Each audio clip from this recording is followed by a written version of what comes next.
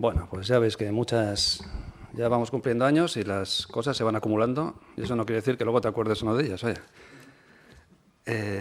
No sé si, bueno, igual hemos coincidido en alguna visita, en alguna actividad de amigos de Románico, o, en fin.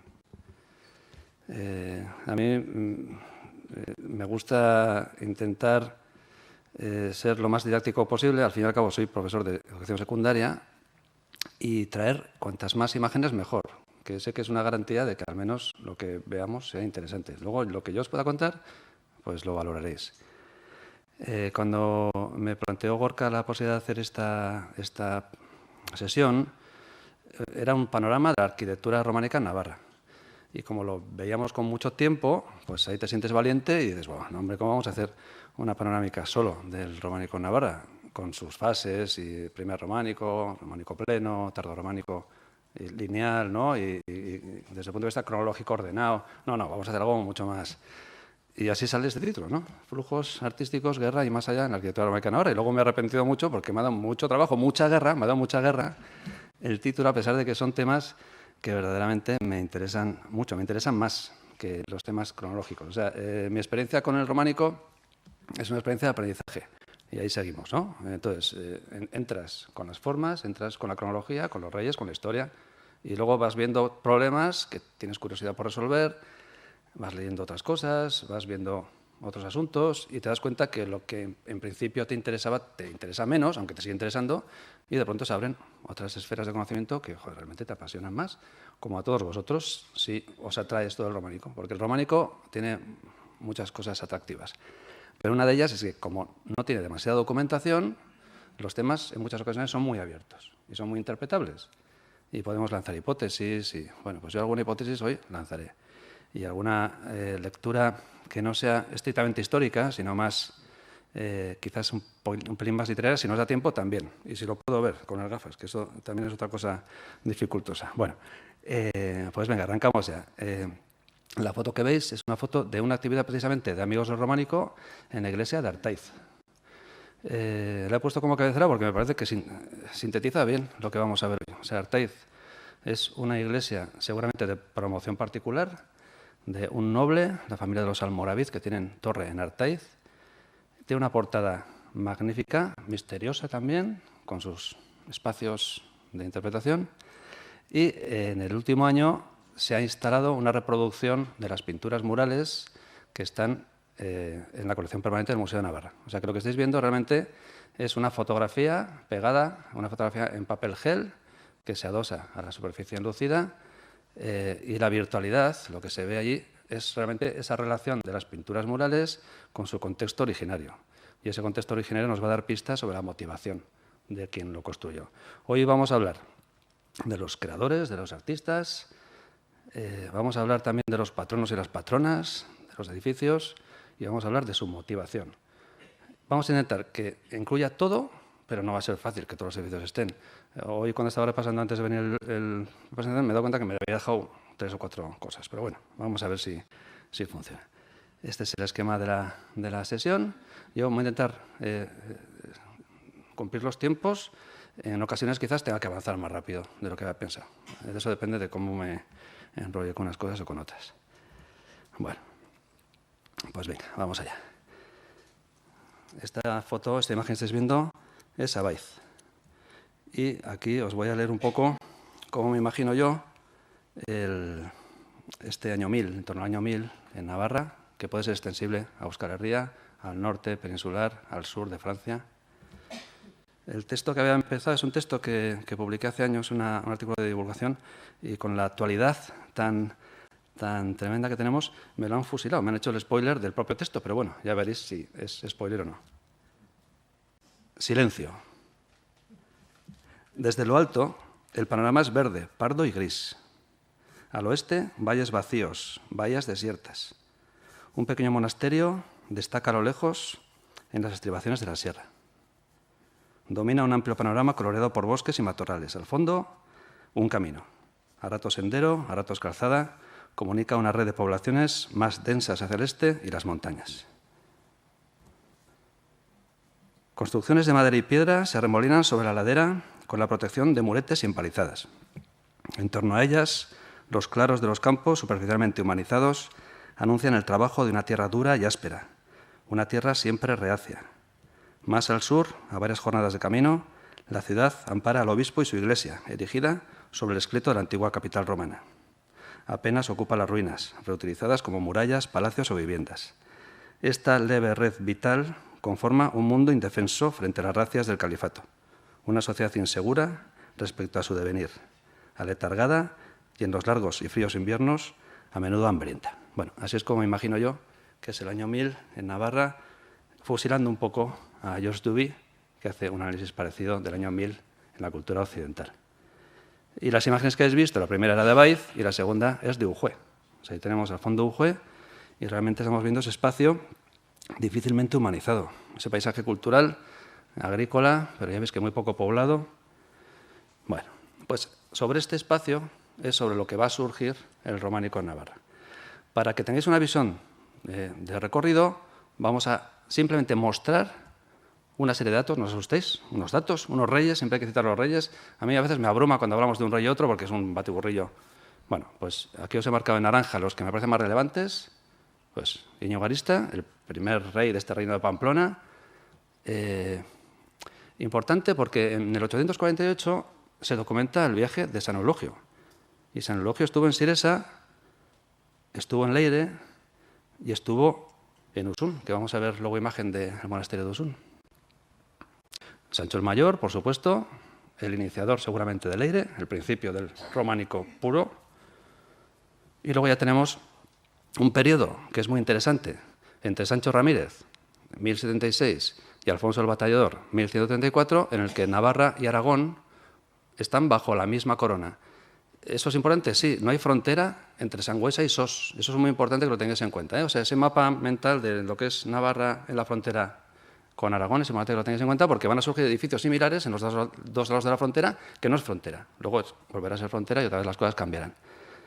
Y Sancho el Sabio, que es importante, es relevante para todos, para Vitoria, para nosotros, en fin, fundador de Vitoria y quizás el último rey románico de Navarra. Luego vendrá Sancho el Fuerte, veremos alguna obra de Sancho el Fuerte y ya se inicia el gótico. Y en cuanto a edificios, se pueden ordenar así. Esto hubiera sido la charla normal. O sea, cogemos este esquema, ¿no?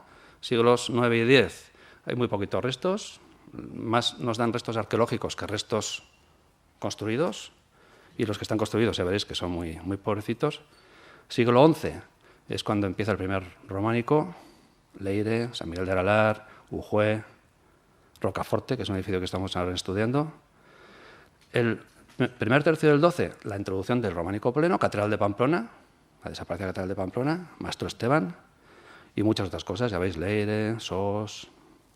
Segundo tercio, donde se empiezan a construir las iglesias urbanas y los grandes monasterios, Monasterio de Irache, San Pedro de la Rúa. Y último tercio, donde aparecen ya los grandes monasterios del Císter, la Catedral de Tudela. Hay una fiebre constructiva tremenda y va a ser un impulso que va a hacer que durante todo el siglo XIII estos edificios sigan en construcción. Por tanto, quizás desde el punto de vista constructivo, el aspecto más relevante, más denso de edificios es el final o la segunda mitad del XII y todo el XIII. Ya veis que las tipologías son muy variadas. Aquí tenemos arquitectura rural, arquitectura monástica, tenemos grandes monasterios, grandes catedrales. Y la distribución en el mapa, pues más o menos lo que veis. Aquí faltan muchas cosas, pero bueno, sí que nos hacemos una idea de por dónde va esta densidad constructiva que ocupa la Navarra central, desde la zona de Sangüesa. Aquí es la frontera que os digo, o sea, aquí está Sangüesa y aquí está Sos, donde dejo ahora el puntero. Realmente son dos iglesias gemelas. Cuando se construyen las dos iglesias no hay frontera. O sea, los maestros van moviéndose de un lado para otro. Si seguimos el camino de Santiago, pues llegamos a Pamplona, con el ramal que va por Eunate a Puente la Reina y luego Estella. Y ya el camino real hacia el sur es un camino que se va a abrir cuando la Reconquista avanza y conquista o se reconquista Tudela. El tema de la guerra, ya vamos a ver que es un tema importante para ver cómo se desarrolla el románico en Navarra. Bueno, pues aquí nos plantamos en esos paisajes reacios y ásperos de la Navarra del año 840, 50. Al fondo, en esta vaguada, ahí está el monasterio de Usún, o la ermita de Usún. que es el primer edificio del que tenemos constancia documental. Pero ya veis que como tal edificio pues no tiene nada. Vamos a hacer ahora un pequeño recorrido, yo espero que con unos 10 minutos, por estas fases para que os hagáis una idea general de cómo es la arquitectura del románico en Navarra y luego ya entraremos en los temas que nos hemos propuesto hoy en la sesión. Bueno, ¿qué tiene de peculiar esta portada? Pues quizás el uso de espina de pez en la organización de los sillares. El crismón es románico, o sea que esto, la cronología, en fin. Otros edificios prerrománicos, no hay un prerrománico como el asturiano, ni mucho menos. Pues aquí volvemos otra vez a Verabaiz. Seguramente será un edificio construido sobre una torre romana. A la vista, al fondo, está el yacimiento de Santa Cruz, de Eslava. O sea que aquí estamos en una vía romana importante con muchos restos que se reutilizan. Es este esqueleto romano que se humaniza, ¿no? Bueno. Y ya empezamos con el primer románico. Ya imágenes que serán familiares. Yo lo que espero que después de la charla y de todas las imágenes que vais a ver, os queden ganas de ir a ver estos edificios y moveros por ellos, porque realmente es lo interesante. O sea, lo que hacemos hoy aquí, bueno, pues Leire. Ujue. Ujue ya muestra la influencia de Jaca, quizás es un edificio construido por Sancho Ramírez, este nuevo rey que llega a Navarra y unifica las dos coronas después del asesinato de su sobrino, Sancho de Peñalén. Y aquí estamos con San Miguel del Alar. O sea, estamos en esa primera fase del románico, una fase muy desornamentada, ya veis que es muy recto, prácticamente no hay nada, no estamos todavía en el románico pleno.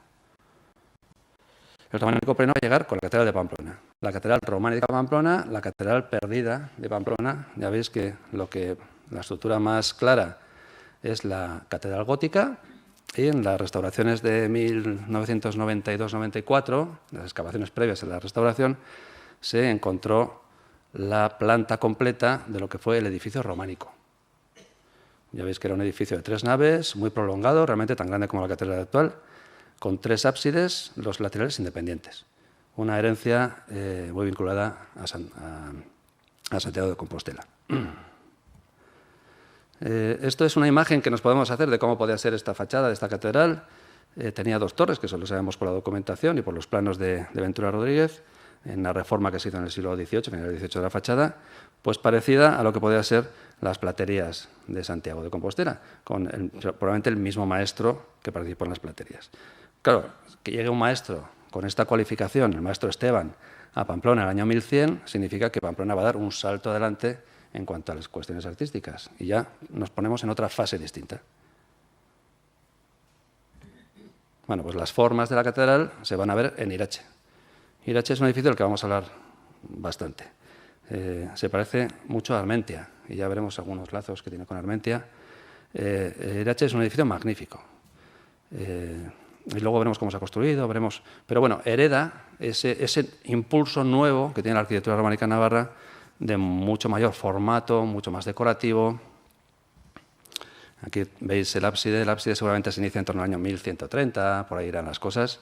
Se construye muy despacito, ya veremos luego cómo se construyen, que va a ser una de las cosas de las que vamos a hablar hoy. Santa María de Sangüesa, pues ya vemos que estamos profundizando en ese románico pleno. Un románico que tiene ya todos los elementos decorativos característicos, el ajedrezado, las ventanas enmarcadas, las columnas, los canecillos. Este es el interior. El monasterio de Azuelo, un monasterio bastante desconocido en Tierra Estella, pero ya veis que las formas se repiten. O sea, que son edificios todos muy similares. Este es el interior, súper monumental. Y ya pasamos a iglesias urbanas, ya estamos avanzando en el siglo XII, ya estamos en torno al año 1160. Esta es San Pedro de la Rúa. Se incorporan ya los arcos apuntados, ya vemos que los tiempos van avanzando. El arco apuntado es un elemento perfectamente románico. Eso es una cuestión que, vamos, ya tenemos, no tenemos que basarnos tanto en lo que es el diseño de los arcos como otras cuestiones, ¿no? Este es el interior. Ya ves que es un interior también bastante monumental. Esta foto es anterior a la restauración, que se hizo en el año 2010. Y su claustro. O sea, ya veis que las tipologías se van haciendo cada vez más complejas. O sea, hemos empezado por la imagen de Usun, que es una imagen prácticamente de una ermita perdida, y vamos ya llegando a estas formas del románico pleno, que ya se introducen en el tardo románico. Todas estas cuestiones terminológicas son un poco arduas, pero... Y los grandes monasterios del Cister. Aquí tenemos la Oliva. Ya veis que la estructura es muy compleja. Bueno, el claustro es gótico, pero todos estos edificios, especialmente el ala de la sala capitular, es románica. El interior, ya veis que las dimensiones son catedralíceas, 90 metros de longitud. Un edificio de los de empeño. ¿Quién podía construir esto? Los monjes. De eso no vamos a hablar hoy, de los monjes del Císter y su potencia económica, su planificación también, que sería un tema aparte. Un detalle de la sala capitular. La Catedral de Tudela, otro gran edificio. Ya veis que también tiene un claustro asociado. Igual que San Pedro de la Rúa, empiezan las obras en torno a 1160, con la dificultad de que van sustituyendo la mezquita musulmana. La van retirando conforme van construyendo la catedral. Una labor muy compleja. Incluso van reutilizando elementos. Van introduciendo modillones, por ejemplo, en lo que es la estructura de la catedral. Otro templo de 3 naves, en fin. Una foto aérea del monasterio de Fitero. Pues otra gran estructura en la frontera entre Castilla, Aragón y Navarra. Realmente cuando se construye Fitero está más dentro de Castilla que de Navarra, aunque luego va a pasar a Navarra.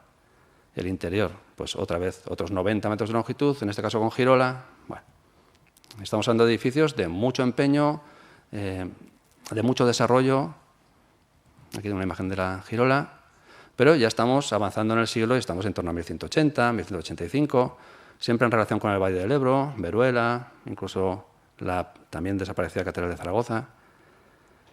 Iglesias urbanas en Estella. Estella es un paraíso para el tardo románico. Hemos visto antes San Pedro de la Rúa y ahora vemos San Miguel. Como curiosidad, esta es la capillita del famoso San Jorge de Estella, el de la restauración desafortunada, que parece que ya se está haciendo afortunada. Bueno, una imagen del interior de San Miguel. Ya veis que para ser una iglesia parroquial, que es una iglesia parroquial, desarrolla una cabecera con 5 ábsides, incluso 7, 5 ábsides. Bueno, ya veis que es de aparato tremendo. El monasterio de Iranzu, otro gran monasterio del Císter. Ya veis que hemos citado muchos más edificios de la segunda mitad del siglo XII que del periodo anterior. Bueno. Y palacios. No solamente es arquitectura religiosa, aunque hoy vamos a hablar mucho de arquitectura religiosa, también se conservan algunos elementos de arquitectura civil, especialmente este palacio, el Palacio de la Rúa de Estella. No sabemos si es Palacio Real, pero bueno. Y lo que sí sabemos que es Palacio Real, el antiguo Palacio Real de Pamplona, rehabilitado como archivo. Aquí veis que es un palacio con 2 salas, una torre central. Vemos aquí la torre. Y en el fondo vemos la Catedral de Pamplona. Y aquí, donde tengo el cursor ahora, ¿se ve el cursor por ahí? Sí. Ahí es donde estaría el Palacio del Arzobispo, que tiene las mismas características que este Palacio Real. En Pamplona hubo mucho lío entre el rey y el obispo, y este palacio luego pasó a ser más del obispado que del rey. Pero bueno, el caso es que en Pamplona se conservan 2 edificios fechables en el último cuarto del siglo XII, de características parecidas, aunque en un estado de conservación, ya veis que en este caso, bueno, este sería un poco el esquema de este Palacio Real, una torre central con capilla, estructuras de madera, que es lo que a veces no podemos incorporar a estos edificios, se han perdido, pero que estarían, sobre todo en las solanas y en grandes miradores. Esta es la imagen actual del palacio, y esta sería la bóveda de la bodega, que es lo único que se conserva tal cual, vamos a decir, lo mejor conservado del... Y esta sería la vista. Aquí estaría el Palacio del Obispo, en el recinto catedralicio.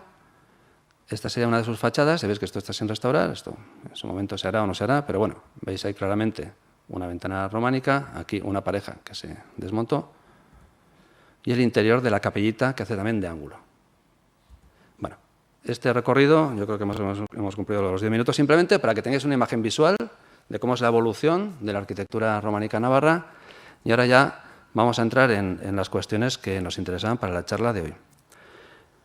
Sí que me gustaría que al final, si quedan dudas, que quedarán, porque esto vaya, va a ser complicado, porque vais a ver muchas imágenes de muchos lugares, pues me preguntáis lo que os parezca. Casi os diría que si estuviéramos más cerca, pues me paráis en el momento y me preguntéis, oye, ¿y eso qué? Porque es lo que nos daría fluidez. Pero bueno, vamos a ver a los maestros. Siempre se decía, o se dice, con razón seguramente, que en el románico estamos hablando de artesanos y que los artesanos no firman sus obras, que las obras se firman a partir del Renacimiento y que adquiere ese rango de artista, y efectivamente será cierto, pero los maestros del románico firman también sus obras. Lo que pasa es que se conservan pocas firmas y debían ser bastante orgullosos de su oficio, porque tienden a representarse, creo yo. Bueno, esto también es una hipótesis, pero bueno, tienden a representarse. Y vamos a ver una cosa muy curiosa respecto a esas caras que tienen los maestros del románico. Luego veremos cómo fluyen las formas, cómo tenemos que fluir las formas, cómo se mueven esas formas de unos talleres a otros. Y finalmente este capítulo cerraremos con cómo se construye, cómo avanza la obra en una gran cantera, una gran fábrica románica. Bueno, pues los maestros se mueven por el Camino de Santiago, entendemos. Todo el mundo se mueve por el Camino de Santiago. Incluso si os fijáis en el mapa que hemos visto del románico en Navarra, pues está en el Camino de Santiago. O sea que Navarra es el Camino de Santiago. Navarra, lo que queramos, todo está en el Camino de Santiago. O sea, eso no es ninguna sorpresa. Vienen del norte, firman sus obras con sus marcas, las marcas de cantera. Estas son una selección de marcas de la cripta de la Catedral Románica de Pamplona, que también se descubrió en el curso de esas excavaciones que os he citado antes, que luego veremos unas imágenes. Bueno, pues esto ya es una cuestión conocida, se trabaja a destajo, firman sus materiales, puede haber otras interpretaciones, puede haberlas, pero bueno, aquí está claro que había un grupo de canteros trabajando en la cripta de la catedral y cada uno ponía el sello de sus imágenes, de sus sillares, y esto se va repitiendo especialmente a partir de mediados del siglo XII en los grandes monasterios de la Oliva, en la catedral de Tudela. Podemos identificar las fases de obra viendo cómo van desapareciendo los talleres y sus marcas. Cómo desaparecen unas, se incorporan otras. Pero también a veces ponían su nombre, no solamente la marca. Esta es muy curiosa, esta es muy rara. Realmente esta no es un Joan que aparece varias veces en la cabecera de San Pedro de la Rúa. Joan, tal cual. Joder, es un esfuerzo marcar ahí. Yo creo que localicé como 7, 8 marcas iguales. Bueno, pues hay un gusto por mostrarse. Bueno, esta es muy conocida, ¿no? Leodegarius Mefekit. Con el Mefekit hay en muchos lugares aparece el Mefekit. A veces tenemos dudas si el Mefekit, el yo hice, se refiere a yo hice manualmente o yo encargué la obra. Pero bueno, entendemos que lo más lógico es que sea yo hice esta obra. A veces, si no es yo hice, si es yo encargué, aparece el cargo detrás del nombre, no el nombre solo. Pues tal episcopo, por ejemplo. Bueno, ahí hemos visto Leodegario. Aquí el Sanchus Mefekit, Sancius, este es de Azuelo. Ya veis que aprovecha una parte del capitel, este capitel, en un lado y en otro. El Sancius en el lado de la luz, el Mefekit en el lado más oscuro.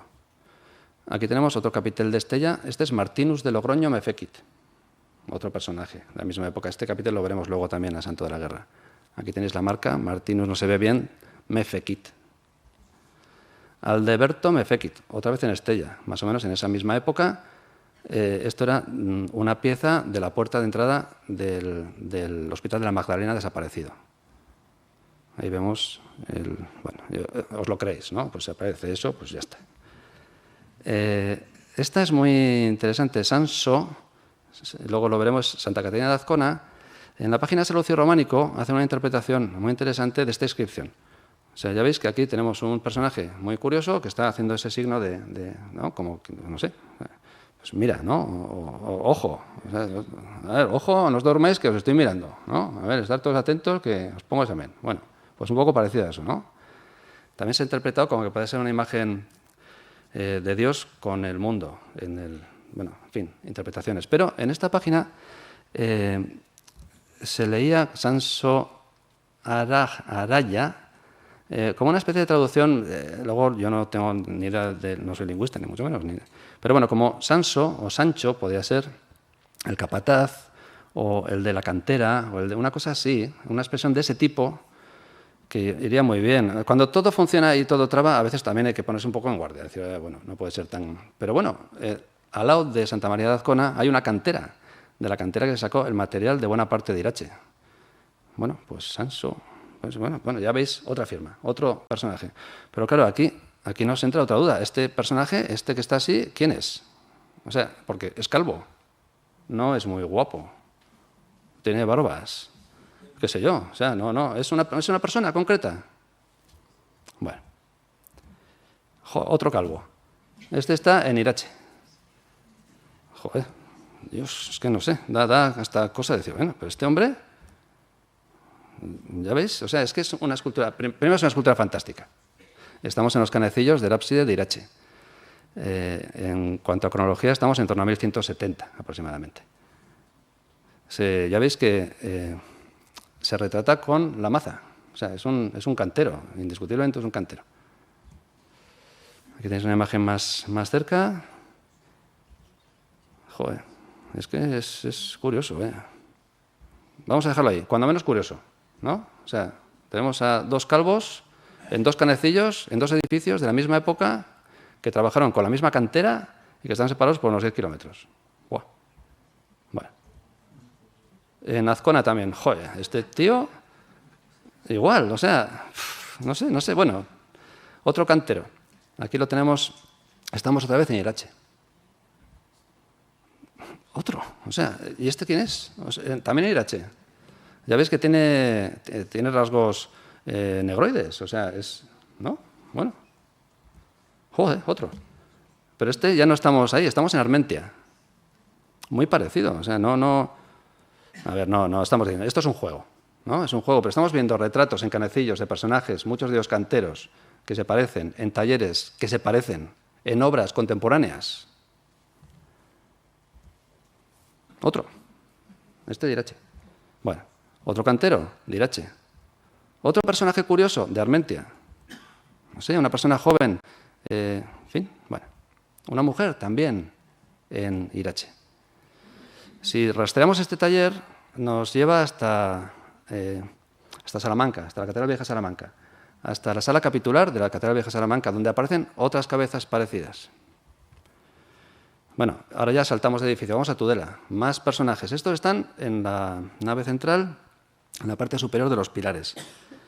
No sé, bueno, se ven, o sea, luego si te fijas se ven, pero se ven, los vimos cuando fue la restauración de Tudela, que fue en 1998, 2004. Otra vez tenemos retratos, parecen retratos. O sea, no son imágenes idealizadas, no representan nada en concreto. Bueno, eso es lo que aparece en las imágenes de los canecillos y los capiteles. En la documentación, muy poca documentación de esta época, eso es cierto, muy poquita. Aquí tenemos al Stefano, Magistro Peris Santi Jacobi, o Opifex, Stefano. O sea, tenemos la comprobación documental de que este maestro, aquí estamos viendo la planta de la Catedral Románica de Pamplona, este maestro efectivamente trabajó en Pamplona. Bueno, aquí saltamos a Palencia. Estuve este fin de semana en Palencia y ya está, pues eso. Vamos a ver cómo avanzan las formas, pero ya vais a ver cómo se une con lo que estamos hablando. En la iglesia de Revilla, que es una iglesia también de dedicación particular, seguramente, hay una arquivolta fantástica, que es la que estáis viendo aquí. Es una última cena con un personaje a un lado distinto y otro personaje a otro lado diferente. Este es Michaelis Mefekit. Bueno, pues Michaelis, sabéis que es un cantero, que está trabajando con el cincel y la maza, pero está vuelto hacia un libro. Yo esto no lo había visto nunca, lo vi este fin de semana. O sea, está vuelto hacia un libro. Es que, bueno, ¿cómo explicamos que avanzan las formas en el románico? Pues porque los canteros, obviamente, pues iban tomando apuntes. Eso lo sabemos por el cuaderno de Vilar de Onencourt del siglo XIII. Tomaban apuntes, tomaban notas de plantas, de imágenes, de lo que les parecía, y luego con esas imágenes pues iban moviendo esas formas de un lugar a otro. Y aquí está mirando el libro, está copiando del libro la imagen que le han encargado. Bueno, pues vamos a ver ahora cómo se mueven esas formas. También como curiosidad, esta es una escultura de la Catedral de Pamplona. Ya veis que a veces hablamos de escultura cuando estamos hablando de arquitectura, pero estos maestros, arquitectos, escultores, realmente se mueven en esos dos ámbitos. Esto se relaciona con la obra del taller del maestro Esteban. Ya veis que son dos aves picándose las patas. Estupenda imagen. Una escultura fantástica, que se repite también fantásticamente en Sos. Estamos ahora en la cripta de Sos. Por tanto, ya tenemos un lazo. O bien la forma fluye, o bien el maestro fluye, o bien el taller fluye. Aquí estamos ya en Leire. Está peor conservada, es también buena, pero quizás da la impresión de ser un taller secundario, pero sigue siendo la misma imagen. Bueno, aquí vamos avanzando, aquí estamos ya en Navascués, un poquito peor. Las imágenes siguen avanzando, estamos ya en Valdorba, en Catalain. Ya veis que la imagen es mucho más... sí, el motivo es el mismo. O sea, la imagen del libro quizás sea la misma o parecida, pero el maestro no. Y aquí estamos ya en Aibar, en San Pedro de Aibar, y aquí vemos que la imagen se ha, vamos a decir, simplificado tanto que casi es irreconocible. Bueno, eso mismo se puede ver en otras muchas figuras, ¿no? Estos leones patilargos tan frecuentes en el románico pleno, desde el que estamos viendo aquí en Santiago de Compostela, al que vemos aquí en Navascués, al que vemos aquí en Catalain, ya veis que citamos casi las mismas obras. A veces ocurre algo más, se puede identificar mejor. Aquí tenemos un capitel de Irache, aquí un capitel de Olite, que vemos que prácticamente son iguales. Aquí estamos identificando la mano de un artista. Y en otras ocasiones vemos que el artista ha visto algo, pero luego a la hora de reproducirlo, pues no es tan capaz. Aquí tenemos un capitel de David de Jaca, la catedral de Jaca, y aquí vemos el capitel de David de Catalain. Bueno, pues se ve que es muy parecido, o sea, toda la composición del cimacio, de las formas, es muy similar, pero bueno, pues eso. Y en cuanto a arquitectura, la relación entre Irache y Armentia es una relación intensísima. No sabemos lo que... Bueno, no sé si se sabrá, yo no lo sé lo que pasó aquí. Si hubo un flujo directo, indirecto, pero ya vemos que la composición del cimborrio en ambos casos es muy parecida, que la idea de su composición decorativa también es la misma, aunque la mano de los talleres no son los mismos talleres, seguramente no es el mismo maestro, pero sí que, obviamente, uno vio la obra de otro, obviamente. Ya veis que se compone igual. Lo mismo pasa en las grandes formas arquitectónicas. Aquí hay que tener en cuenta que si entre la oliva estaba a 2 jornadas de camino de Tudela, Veruela estaba a 1, Santo Domingo de la Calzada estaba a 3, Fitero estaba a 2 de Tudela. Hablando de jornadas de 20 kilómetros que podían realizarse en un día, por tanto los maestros con obras todas a la vez, o sea, la cantidad de grupos de gentes, de artesanos que se moverían de una a otra era intensísimo, y los grupos pues iban transmitiendo las formas. De la cabecera de la Oliva a la cabecera de la Catedral de Tudela va poco. Esta es mucho más monumental, pero la idea es la misma. Aquí estamos viendo las cabeceras de 3 edificios. Aquí tenéis, están ordenados de forma proporcional. La Catedral de Tudela, la iglesia del monasterio de Valbuena y la iglesia del monasterio de la Oliva. Bueno, pues ya veis que son primas hermanas, o sea, son muy pareciditas. Esto sería un cuaderno como el de Vilar de Bonencourt, seguramente. O sea, irían pasando las formas, unas formas exitosas. En Iranzu, que ya veis que la fisonomía de Iranzu es bien rara, en Iranzu pasa una cosa muy diferente. Los monjes de Iranzu vinieron de Francia. Es una fundación, se hizo en 1176. Pedro Artajona, obispo de Pamplona, quiere fundar un monasterio del Císter diferente a los anteriores y se lo encarga a un hermano suyo, Nicolás, que estaba en la Cordier, cerca de Orleans. Y Nicolás viene con los planos para construir este edificio, porque esto no se repite en Navarra. Un testero plano, con este tipo de ventanas. Y si la Cordier ha desaparecido, se conservan las ruinas, pero en este grabado del siglo XIX, aquí vemos la cabecera de Iranzu y aquí vemos la cabecera de la Cordier. O sea, vemos que realmente toman esa imagen, y si vemos las plantas, son muy parecidas. En la Cordier había un crucero, en Iranzu no, pero la cabecera recta con 2 tramos. Bueno, hipótesis, tampoco sabemos exactamente lo que pasó, pero bueno. En Fitero, ya veis que es otro gran monumento, ocurre algo parecido. Parece que se inspira en monumentos de la Picardía, al menos la planta, pero luego el alzado no se parece en nada. Aquí estamos viendo Saint-Germain-des-Flies en Picardía. Este es Monasterio de Fitero, bueno, no tiene nada que ver, pero sin embargo, si analizamos las plantas, esta es la planta de Saint-Germain-des-Flies y esta es la planta de Fitero, ya veis que esta cabecera con presbiterio dividido en 2 tramos, más girola, más capillas radiales, la inspiración es muy parecida. Esto no se le ocurrió al maestro que trabajaba en el Valle del Ebro. Esto se le tuvo que ocurrir a un maestro que trabajaba en el Valle del Ebro, pero que tenía información de otros edificios. La obtuvo él, le llegó a él. Bueno. Aquí os he puesto también una imagen. Bueno, esto ya es repetir, es insistir un poco en lo mismo, pues ya veis que las formas se van repitiendo, en fin. Pero no todo llega del norte y no todo llega del Camino de Santiago. O sea, estamos en una zona fronteriza y por lo tanto también se mira hacia el sur. Y aquí vemos una influencia muy clara de formas islámicas, de formas califales. Es una de las bóvedas del Cristo de la Luz de Toledo y la bóveda de Torres del Río. Una bóveda califal fantástica en el románico navarro. Los arcos lobulados. Estos lóbulos de las portadas románicas navarras, se conservan 3 portadas lobuladas. Estamos en Estella, estamos en Cirauqui, pues recuerdan a modelos islámicos. Bueno, pues del sur también nos llega esa influencia. Aquí vemos cómo se soluciona el problema de iluminación de Eunate, que es la misma solución que unos baños islámicos que podía encontrar el maestro de Eunate en Tudela, que distaba de Eunate 60 kilómetros. Y esos flujos, esos movimientos, pues tienen que suceder. Bueno, en formas decorativas, en celosías. Algo más, quizás más simbólico. Bueno, esto es Eunate, Esta es la reconstrucción que hacemos del Eunate tal como tiene la galería. O sea, actualmente es así, ha perdido el techo, ha perdido el tejado de esta galería perimetral. En origen sería así y esto ya veis que os recuerda a muchos edificios de todo el Mediterráneo.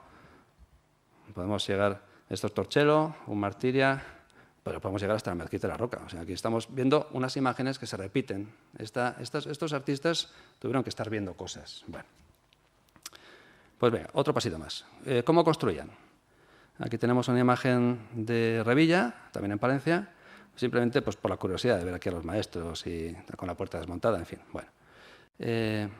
La construcción en el románico siempre empieza desde los ábsides.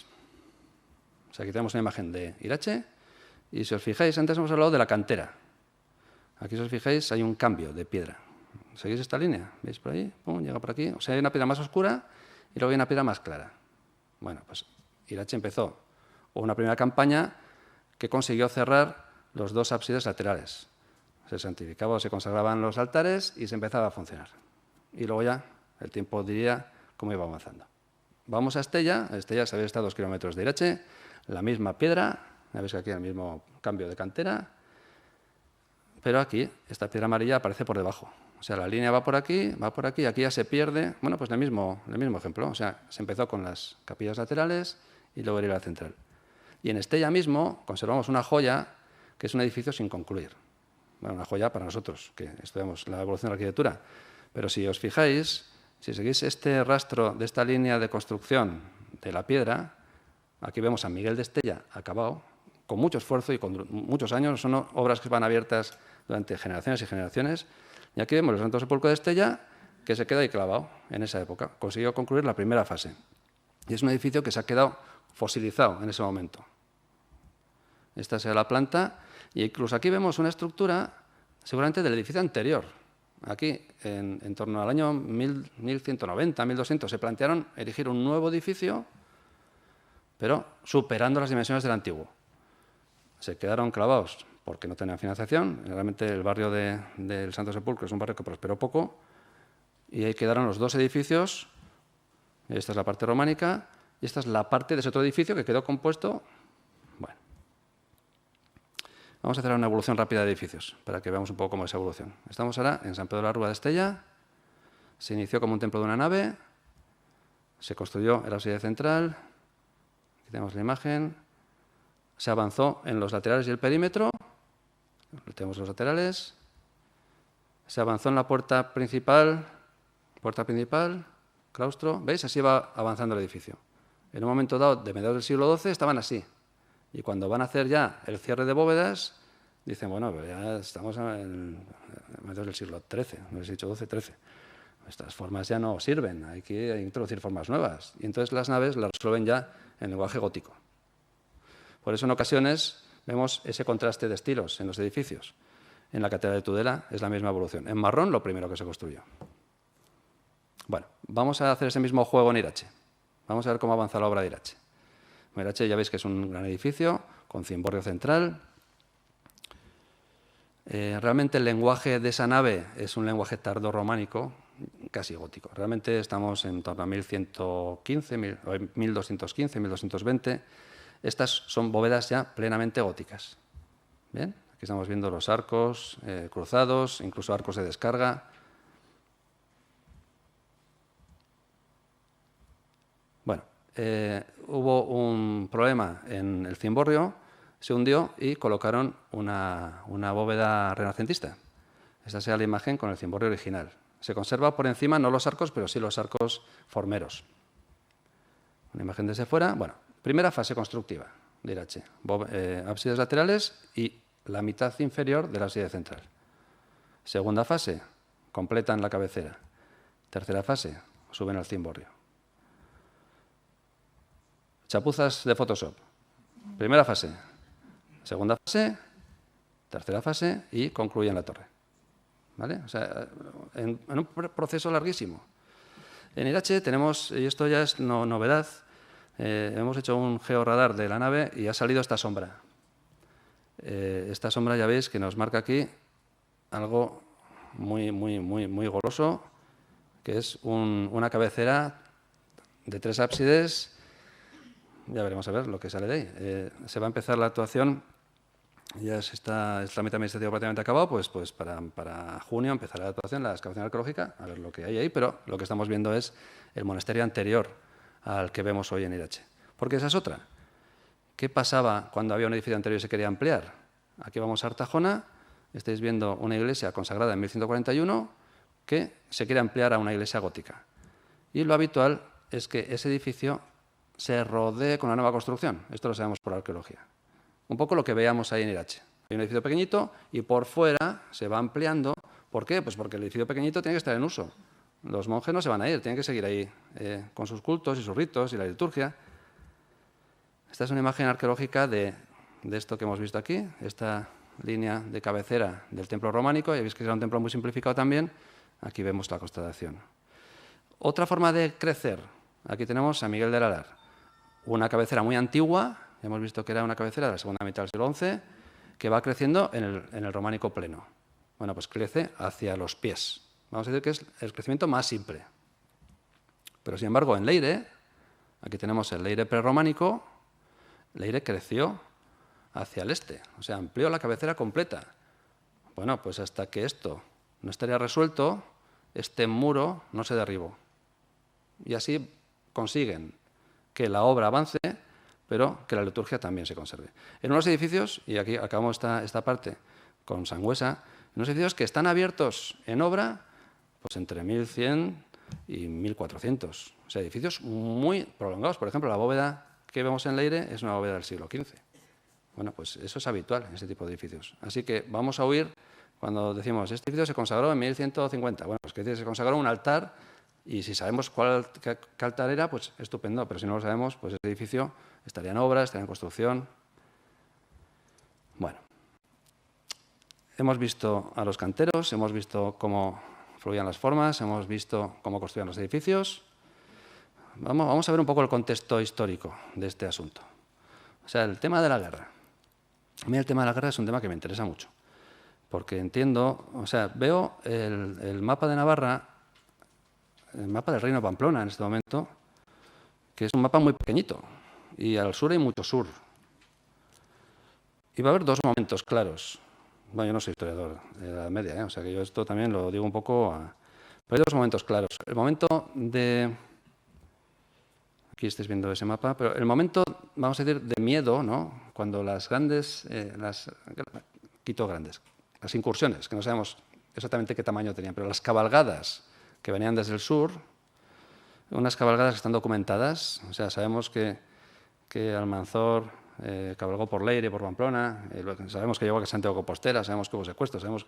Bueno, esa época de contracción, que lo que hace es que durante el siglo VIII, IX, X, las poblaciones se encastillen, o sea, de pronto se vayan a las montañas y construyan ahí sus historias.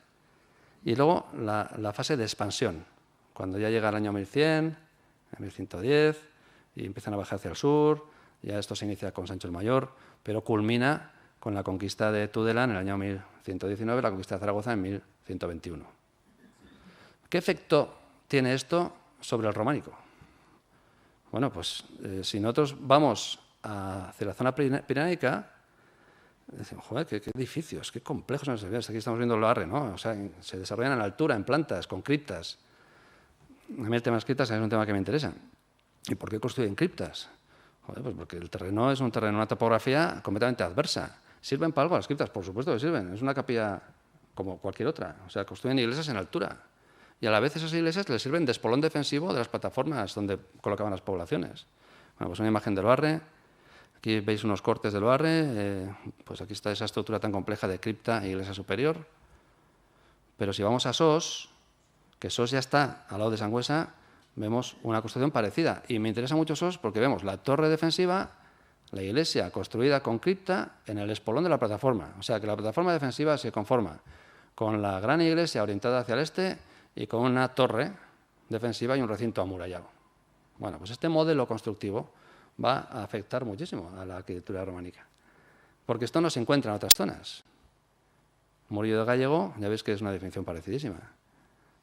Fijaros qué desarrollo tiene la iglesia de Murillo de Gallego hacia arriba. Claro, qué esfuerzo construir esto. Aquí vemos otra vez Ujue. Veis que Ujue está en una plataforma. Ujue es una fortaleza que tenemos una crónica, era Santa María, una crónica musulmana del siglo XII, pero que está inspirada en textos del siglo IX, en la que habla ya de Santa María, a 3 kilómetros del río Aragón, era la fortaleza más importante del reino de Pamplona, la primera, en fin, que esto era... Aquí estáis viendo la imagen superior de Ujue. Esto actualmente, bueno, luego fue cementerio, luego es depósito de aguas, en fin, está bastante alterado. Pero con las excavaciones arqueológicas que se hicieron en la restauración de Ujue, que concluyó en el año 2006, se puede saber muy bien la secuencia constructiva de este espacio. Y sería algo parecido a lo que vemos en Sos. Bueno, así nos lo imaginamos, vaya. Realmente no tenemos constatación arqueológica de esto, de la torre.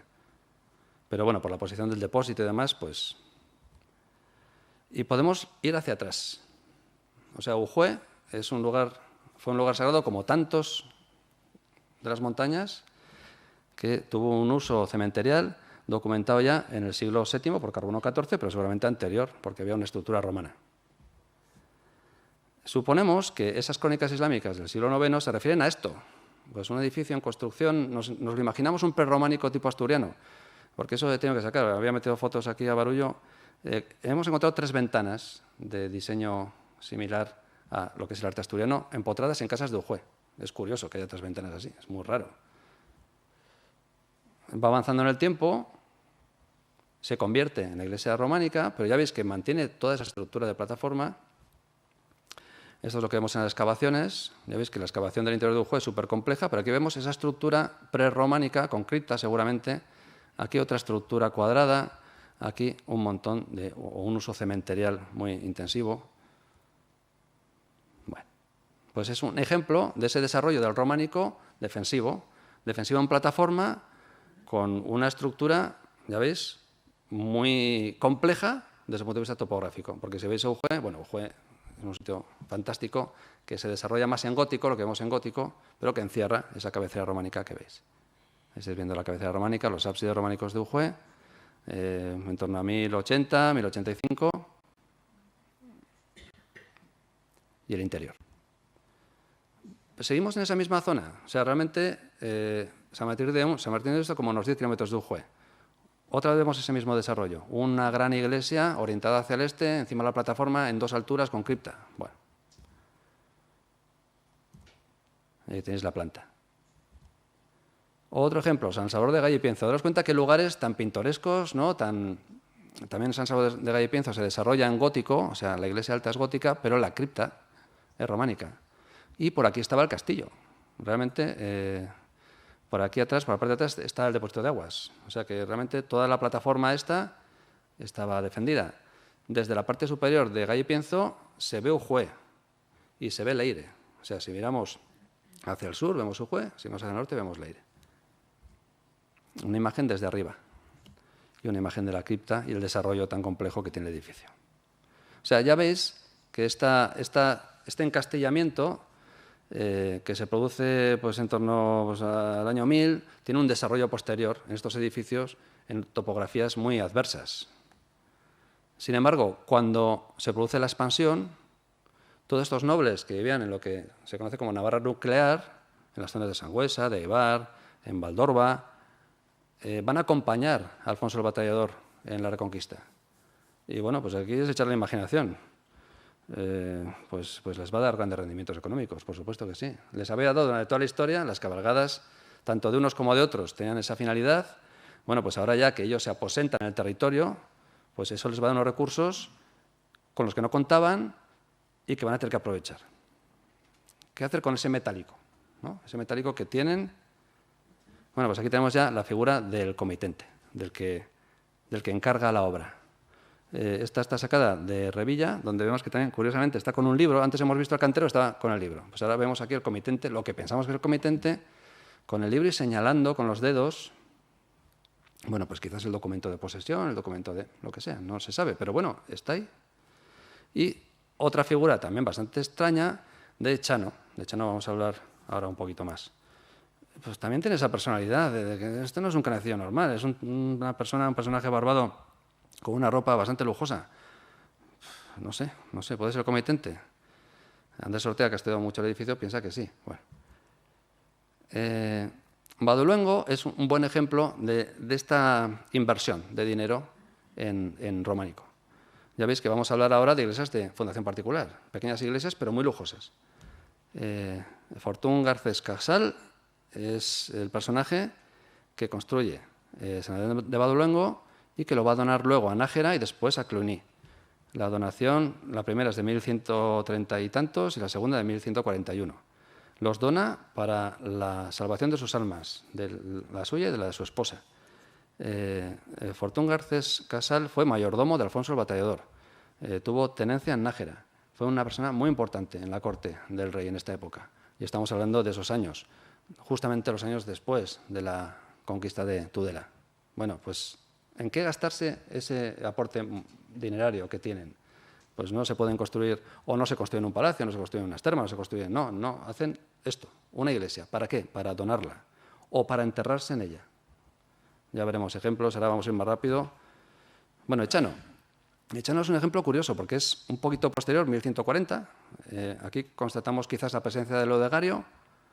Aquí, para que veáis la relación entre Leodegario, las dos en blanco y negro son de Sangüesa y esta es de Echano, son bastante parecidas, muy parecidas. Y tenemos una gran portada, una portada fantástica, una portada sobre la que se ha escrito mucho y una portada que es difícil que podamos resolver. Bueno, aquí vemos un detalle. Ya ves que las arquivoltas son muy decorativas, pero nos interesa esta arquivolta donde aparece una celebración, una cena. En Revilla veíamos la última cena. Aquí es una cena, aquí no hay referencia de que tenga ningún valor religioso. Aparecen personajes cantando, tocando las castañuelas, tocando... Bueno, aparece una máscara, aparece un personaje con dos cabezas. Bueno, pues se ha interpretado como una escena de carnaval, con el culto a Jano, con una escena de fino principio de año, una celebración del cambio del año, también como una cena de menesterosos y pobres, porque aquí vemos precisamente una persona con una pata de palo. Digo, joder, una pata de palo. Una pata de palo, o sea, ¿qué pinta ahí una persona con una pata de palo? Y son todo hombres, y aparece otra vez aquí el personaje barbado que está en el centro, y esto lo llevaba una cofradía, era una iglesia de dedicación particular, que se utilizaba como enterramiento, y que esa cofradía aguantó hasta prácticamente el siglo XIX. Pues, venga, pues yo también digo una hipótesis. O sea, para mí es una de estas consecuencias de la Reconquista. O sea, son, vamos a decir, soldados, guerreros, señores de Valdorba, que construyen una iglesia funeraria. Como luego será un ate. O sea, esto no parece solo esto. Pero estos se representan celebrando su reunión en la arquivolta. Bueno, pues esta. Pero es muy significativo que haya personas con heridas como esta, porque es una herida de pirata. ¿Y el pirata dónde se hacía esa herida? Pues en el combate. En fin, no lo sé. Bueno, pues ahí queda. Otros ejemplos. En Valdorba muchos, Catalain, ahora pasamos ya un poquito más rápido, Olleta, ya ves que son todas iglesias parecidas, Navascués, una iglesia fantástica, pequeñita, de un taller de canteros de primera magnitud con arcosolios funerarios. O sea, una iglesia construida para enterramiento. Ya veis la calidad de los canecillos, que son de la escuela del maestro Esteban. Bueno, hay que decir que no estaba muy bien visto. O sea, no te puedes enterrar dentro de la iglesia. Desde el concilio de Braga del 560 y tantos, había que enterrarse fuera. Además, hay una documentación de Sancho el Sabio que le dice a María de Lit, que era una noble en la segunda mitad del siglo XII, que no puede enterrar a gente en su iglesia. Por tanto, ya entendemos que eso se hacía. Si no se puede, es porque se hacía. ¿Por qué ese afán por enterrarse en la iglesia? Bueno, pues la iglesia es mucho más que un edificio. Eso también tenemos que empatizarlo hoy. O sea, es mucho más que un edificio, es mucho más que unas formas, es mucho más que... porque representa mucho, tanto como para gastarse los rendimientos de sus andanzas en algo que van a dejar a una institución religiosa normalmente, a un gran monasterio, a un... Bueno, pues ahora entramos ya en el último bloque, el más allá, la casa de Dios, la puerta para la vida eterna, y vamos a ver varias cosas que, unidas a la anterior, nos van a conformar un poco esa idea de para qué se construía y qué se hacía con esto. Bueno, Aguilar de Codes. En Aguilar de Codes, a ver que pongo las gafas, tenemos una iglesia quizás vinculada a un antiguo hospital de Roncesvalles, una iglesia muy curiosa. El interior ya veis que se resuelve con bóvedas góticas, además bóvedas raras, son sespartitas y son raras, pero la mitad inferior es románica. Y destaca la puerta, que tiene un tímpano de mucha calidad. Desde el punto de vista estilístico, conecta con, con la escultura de Tudela. Bueno, ya veis que tiene unas inscripciones, y si permitís, os las voy a leer, a ver si acierto.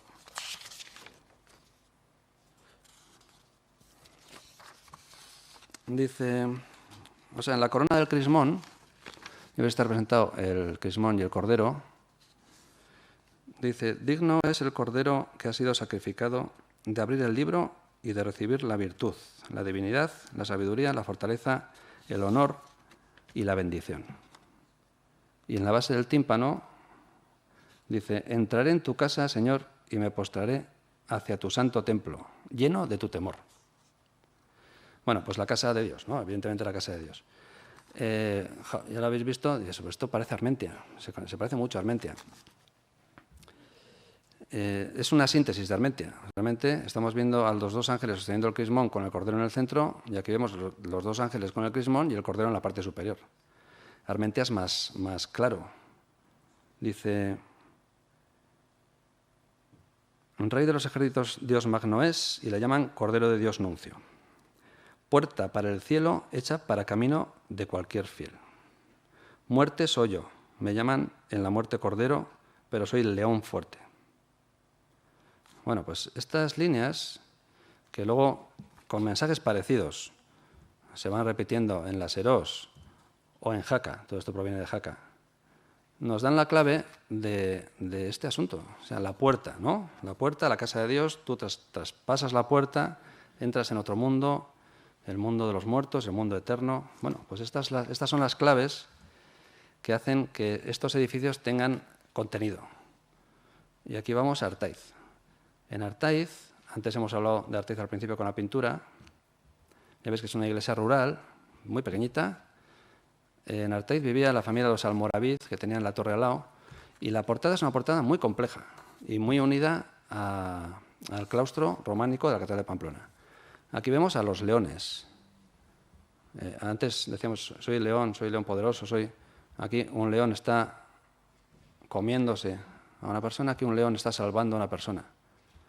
Y tiene unas metopas todas vinculadas a la muerte, la salvación de las almas, la cena de... la Eucaristía, la salvación de Cristo bajando a Leviatán, sacando a los primeros padres, el sacrificio de Isaac, la cena de Pulón y Lázaro, el combate del caballero, y unos canecillos que son fantásticos. Bueno, aquí tenemos como diría Andrés Ortega, un ictifálico, una persona con un pene enorme, pero que se ha caído, y una mujer embarazada. ¿Conocéis estos canecillos? Sí, ¿no? Es que son... La mujer embarazada está dando a luz y de ella nace un niño con un puñal en la mano.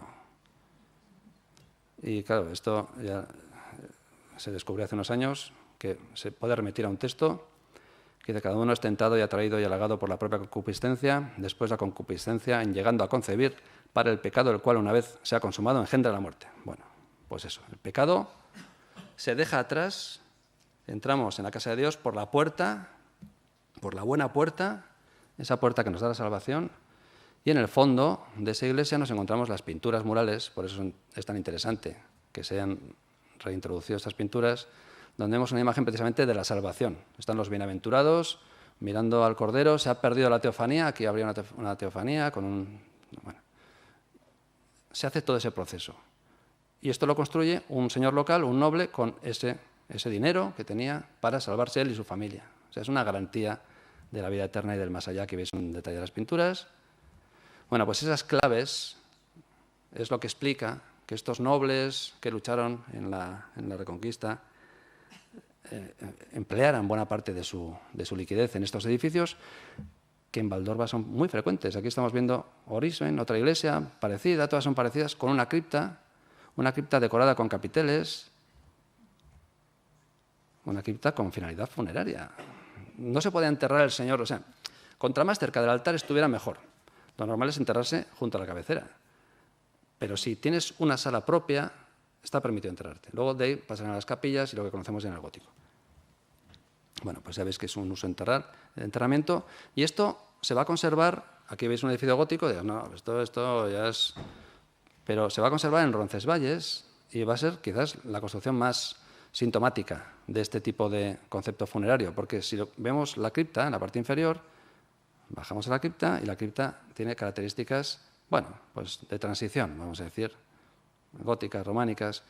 Suponemos que esta cripta, ya que Roncesvalles lo financió Sancho el Fuerte, esta cripta se construyó para enterrar a Sancho el Fuerte en un lugar privilegiado, estupendo, bajo el altar mayor, con los restos de Roldán y los 12 pares de Francia, y el Camino de Santiago y todos los visitantes que pasaban por ahí para rezar por su alma, pues el lugar mejor para descansar, con esta lápida que se conserva, que se encontró en 1912 y que actualmente podéis ver en Roncesvalles. O sea, hemos visto que es un proceso que va desde las élites, ¿no?, las élites nobiliarias, hasta el rey, sin contar con otros asuntos que son de interés, como estas iglesias, que son iglesias ya concebidas como iglesia sepulcro. Aquí estamos en Torres del Río, era una iglesia que pertenecía a la Orden del Santo Sepulcro. Ya ves que es una iglesia, en cuanto a diseño, perfecto, o sea, una geometría perfecta, un dibujo previo, un maestro de obra, en este caso súper riguroso con las formas, seguramente formado en el sur. Estos son otros ejemplos de bóveda estrellada, de Almazán, de Lorón, pero las líneas están perfectamente resueltas en cantería, o sea, es un edificio muy complejo de analizar.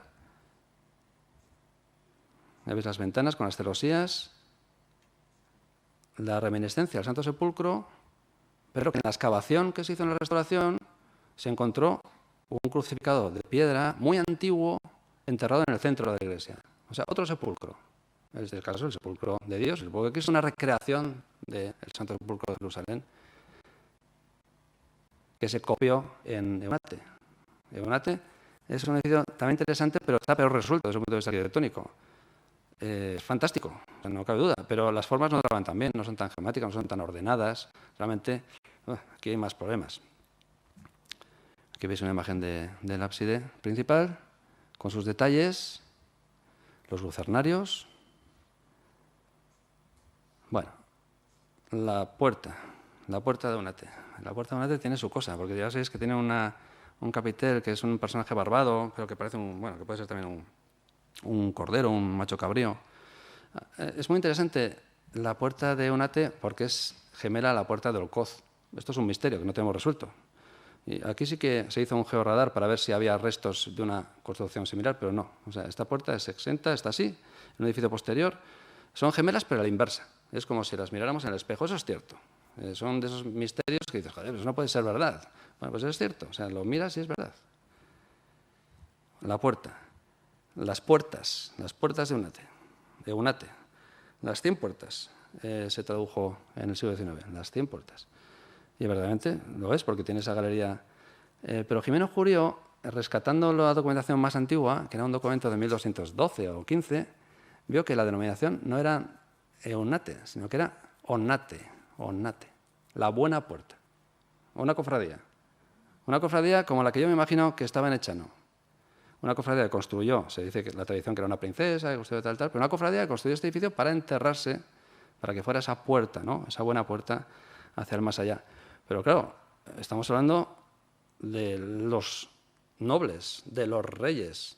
¿Y qué hacía la gente normal? O sea, ¿qué haríamos nosotros en el caso de esta sociedad, no? Bueno, pues nosotros nos tendríamos que encomendar a los santos como mediadores y estaríamos asustados porque nos dirían los sermones cosas como esto, que es la visión de Hildegarda de Bingen, también del 12. Dice, unas almas ardían en el fuego eterno, las serpientes se enroscaban alrededor de otras y vi demonios con látigos ardientes azotando a diestra y siniestra. Bueno, veis que la imagen es una imagen bastante terrible. Bueno, pues las peregrinaciones, las celebraciones, las procesiones, los aniversarios.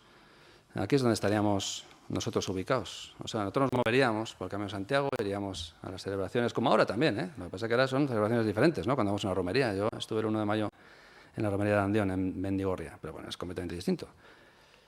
Iríamos por el Camino de Santiago y iríamos a buscar lugares donde estaríamos cerca de la santidad, cerca de los mártires, cerca de los restos, cerca de los huesos, cerca de las osamentas de los santos. Y nos encontramos edificios como este, el Santo Espíritu Roncesvalles, que tiene un silo donde se depositaron los muertos del hospital del Camino de Santiago. Y este es el estado actual de ese interior, donde hay cientos y cientos. Ahora se va a hacer un estudio arqueológico, parece que hay una profundidad de 6 metros de restos. Hay una capa freática que los moja, está todo como muy mojado. O en la Catedral de Pamplona bajaríamos a la cripta, donde estarían las reliquias de los santos más preciados de esa catedral. Esta es la imagen de esa cripta que se encontró en la restauración del 90. Este es el acceso actual, ya veis que no es practicable. Y esta es la imagen un poco de ese interior, un interior muy desconocido. Realmente en Pamplona pocos conocen este interior. O iríamos a Leire. Quizás Leire es el edificio que mejor condensa todo esto que estamos diciendo. O sea, ¿dónde busca el más allá la gente normal, la gente como nosotros? Ya hemos dicho que Leire se amplió hacia el este. Aquí tenemos el edificio prerrománico, este es el edificio románico, pero se amplió de una forma muy curiosa. Y volvemos otra vez al tema de las criptas. La plataforma topográfica permitía construir una cripta y una iglesia alta y además una galería. Aquí estáis viendo, es un pasadizo. Si conocéis Leire, en cuanto veáis las fotos os encontraréis en él. La documentación dice que Sancho el Fuerte fue a Orleans, cerca de Orleans, en el año 1020, a celebrar y a llevar un presente por el encuentro, el sagrado encuentro de la cabeza de San Juan Bautista. Hoy lo pensaríamos así, diríamos, ¿pero dónde vas a ir? Desgraciado, ¿no? ¿Dónde vas a ir? Sí, ¿cómo van a encontrar la cabeza de San Juan Bautista? Pero en esta época que no hay concepto histórico, o sea, que no hay una linealidad histórica ni geográfica, y está documentado que él llevó una cadena de plata para certificar aquello. Y es muy posible que en Orleans viera edificios que se construían así, con cripta, una cripta, pero no una cripta como las de antes, que son criptas funerarias, no, una cripta de reliquias. Tenemos otros ejemplos de reliquias, otros ejemplos de criptas salientes, para que veáis criptas súper complejas como la de Leire. Ya veis que es muy ancha esta cripta francesa. En Leire el maestro estaba un poquito más justo, era un proyecto nuevo. Estamos hablando del primer románico, no se había construido nada en Navarra. Estamos en el año 1030 seguramente. Y construyó esto que vemos, una estructura súper reforzada. Tuvo que poner este apaño central, aquí la veis con luz natural. Este es quizás el edificio de referencia en Orleans, en el que se fijó, o se pudo fijar, ya veis, son hipótesis, esto no está documentado, ¿no? Pero aquí hay unas ventanitas, ¿veis?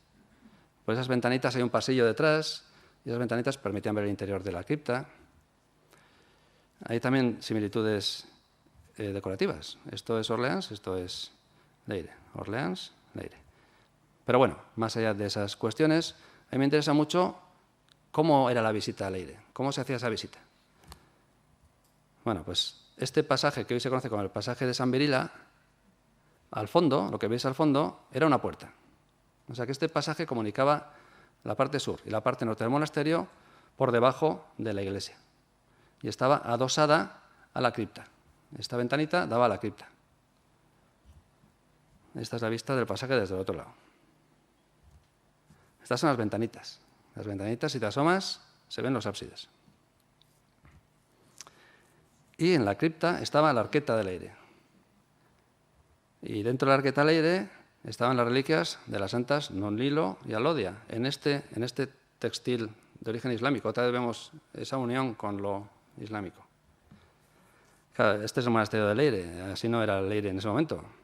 Nos podemos imaginar así, quizás tampoco, pero bueno, así nos funciona mejor. Aquí habría una plataforma, por ahí estaría el pasaje, aquí vamos un poco todo junto. Este es el pasaje, este es el pasaje que iría por debajo de la iglesia alta y por las ventanitas se vería el interior de la cripta y justamente la arqueta. Y con eso vamos a acabar y os voy a hacer una lectura de otra cosa para ver si podemos situarnos en ese momento. O sea, somos una persona normal y corriente y estamos ahí. Dice del Del humeante campamento que ocupaba la era del monasterio, y yo entiendo que estamos en la parte sur, partía una hilera de hombres y mujeres que alcanzaba a penetrar en las tripas del nuevo edificio. Entre andamios, sogas y un puñado de canteros que labraban entonces piedras rojizas, los monjes se afanaban en ordenar el desorden, en hacer avanzar más rápidamente la sucesión de cuerpos míseros y ofrendas, muchas ofrendas. Aún en pleno octubre, se celebra a finales de octubre la festividad de las santas Nunilo y Alodia, el sol de la mañana alcanzaba a calentar los cuerpos ateridos de los peregrinos.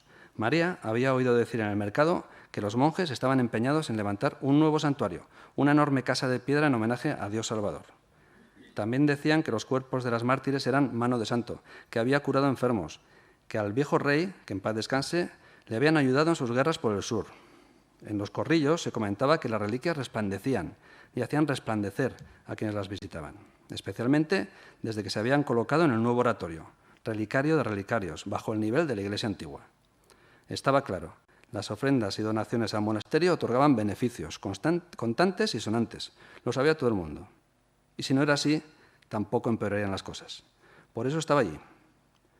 El nerviosismo era evidente.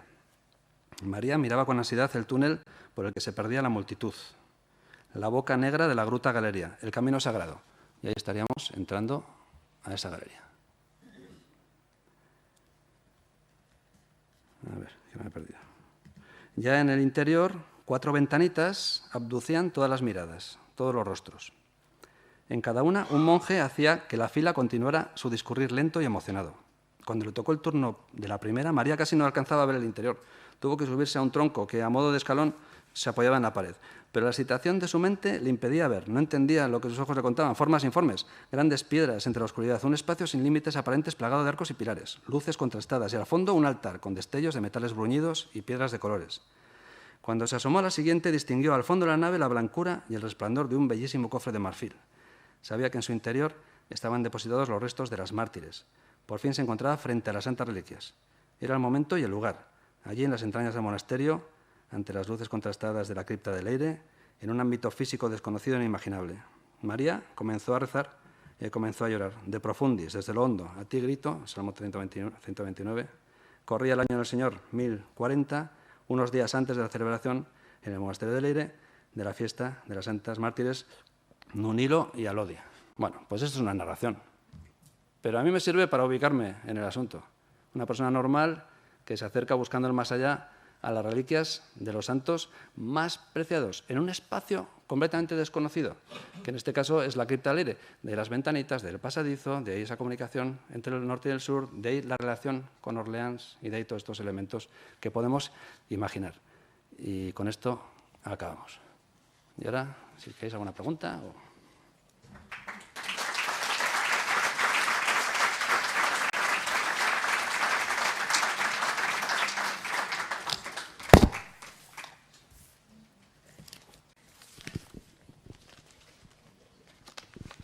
Bueno, el tiempo hemos ido bien, ¿no? Yo creo que un poco contra el reloj, pero he cumplido con el tiempo. ¿Alguien quiere hacer algún comentario?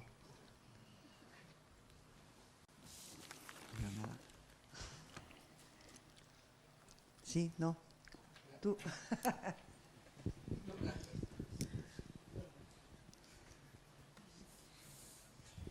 Bueno, constante histórica. Primera pregunta.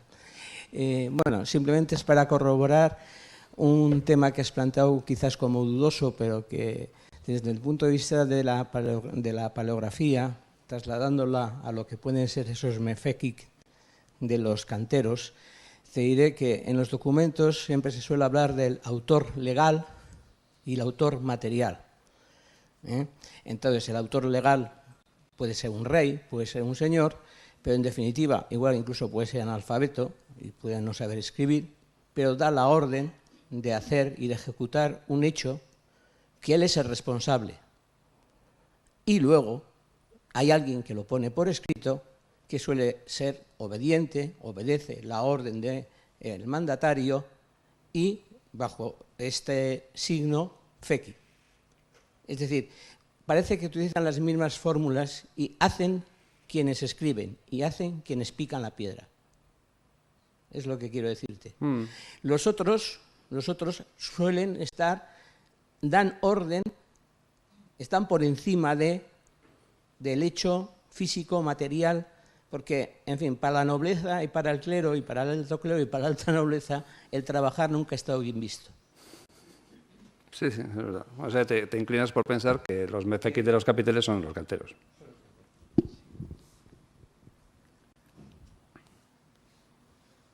¿Alguna cuestión más? Pues nos vamos a casa, que nos hemos ganado Pues muchísimas el jornal gracias. hoy. Muchísimas gracias, Carlos, y a todas y a todos por venir.